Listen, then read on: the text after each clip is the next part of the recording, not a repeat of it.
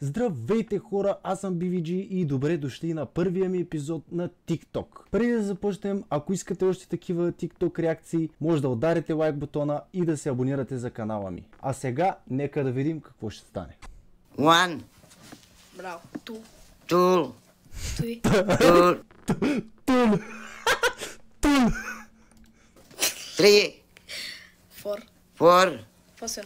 Four. Four. Четири. Four. Четири. 4! Four. Four. Four. Four. Four. Four. Four. Малкия се намесва да че отстрани. Фор! Five. Осем. Five. Така. Five. Абе, Six. тя бабата няма зъби, затова не мога да ги изговаря правилно думите. Как? Seven. Seven. 7! Seven. 7! Seven. Eight. Eight.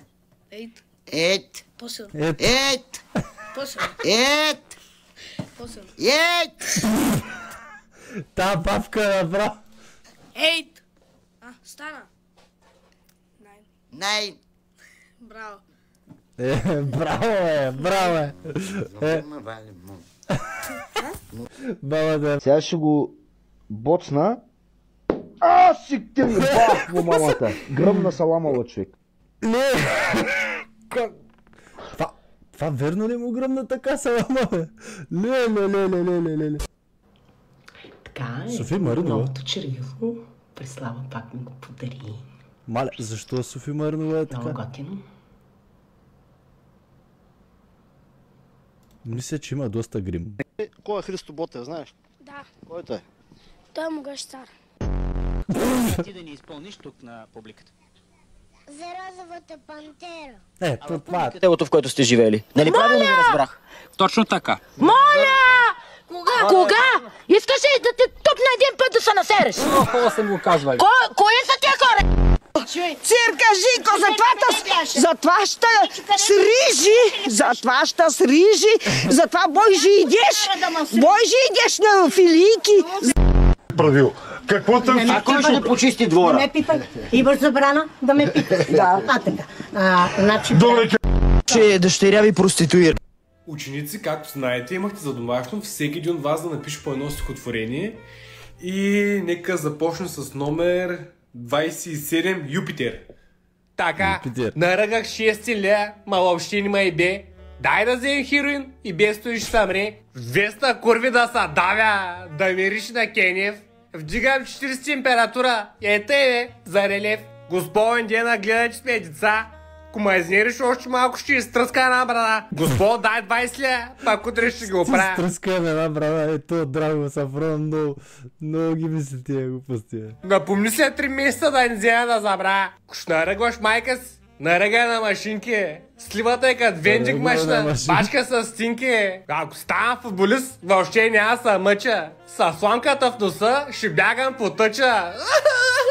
Аз съм мистър, дай ми парите си. Фамилията ми е Крити жените си. О, карамел. Дай цигара, бе, дебел. Майко, гърмя, не издържа. Госпожо, ще реза 2-3 браджията и семейен пакет. Дали ще е така наистина 08, а? Дали ще е така? Напишете в коментарите, дали имате такива познати 08. Защото... Зато и чучугош на Васко баща му иска да таби, защото 5 часа във Френското той казва да пенсионер. Буквално, да, буквално. Някой път наистина, ако съм ядосан. Тук свири. Давай свири там. Запоршете специално.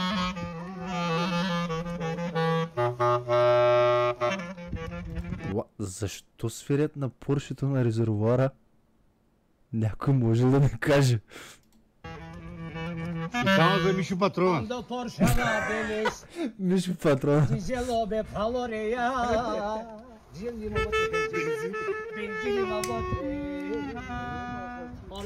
Мале, оригинално! Той твърди, че преди година сте се срещнали в центъра на град Искър и сте му откраднали пенсията в размер на 180 лева. Кой е то? Ето този. Ваш съселянин. Какъв си ти, Кой те... Къв си ти, бе, бега? Керно утвърди, бе. Ответника в този съдебен спор веднага показа зъби. Буквално. Кой те керно утвърди, бе? Жоро Игнатов реши да припомни случката. Все пак възрастни хора са това. Забравят. Вие сте му взели бастуна, изтръгнали сте бастуна от ръцете му и сте го изхвърлили на улицата. Той отишъл да си вземе бастуна, междувременно вие сте бръкнали в неговото пликче, в което той си държал получената пенсия. Ма няма такова нещо, бе. Той е майстор на вицовете. Чуем все пак и вица на ищеца. Къде установихте вие липсата на парите? Може ли междувременно да сте ги изгубили по пътя? Как ще изгуба? Държа си чантата в ръката, ще изгуба. Ами като си ги държиш в ръката, така ще си ги взема, бе. Този пенсионер направо се държи като невъзпитан тинейджър. Дъртия койка. Ответника отново тракна със зъби и това накара Жоро Игнатов да направи забележка. Наместете зъбките, моля ви. Не може. Тия ми се така. Ищецът обаче е с наместени зъбки и продължава. Само в България може Бъмбълби да играе кючек. Само в България. Никъде другаде. Бай Иван избра за вас.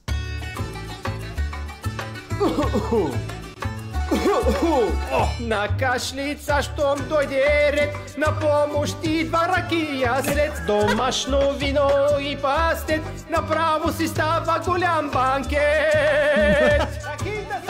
На кашлица, щом дойде ред, на помощ идва ракия след домашно вино и пастет, направо си става голям банкет. Ръгай от наба, Иван, ракиите, въобще не ти дреми на спаската. Добре. Само да няма копирайт. Там на балкона става купона, там на балкона става купона, тук в върхалето става джумбарето. Представям си баба ви как е грабнала телефона и го е сложила така и седен си в тиктока. Няма лошо, нека. Просто все повече и повече стават, не знам дали сте забелязали, но бабите стават все повече и повече в тикток. Това видео е за всички, които правят коментари за моите вежди. Как изглеждат веждите ми, как съм ги нарисувала, с какво ли, с фломастер ли, какво ли там, не знам още, татуировки, не знам. Вежди? Какво каза? Вежди? И още какво и дали имам маска на лицето. Не, няма маска, това са си моите вежди. Ще си ги правя както си искам. Ще си се гримирам както си искам. Аз си се чувствам добре и се харесвам така. А това, че вие не ме харесвате, това си това е скандално! Защо си направила така веждите и се качваш в интернет? За Бога, защо? Какво става с хората? Според мен това е умишлено така.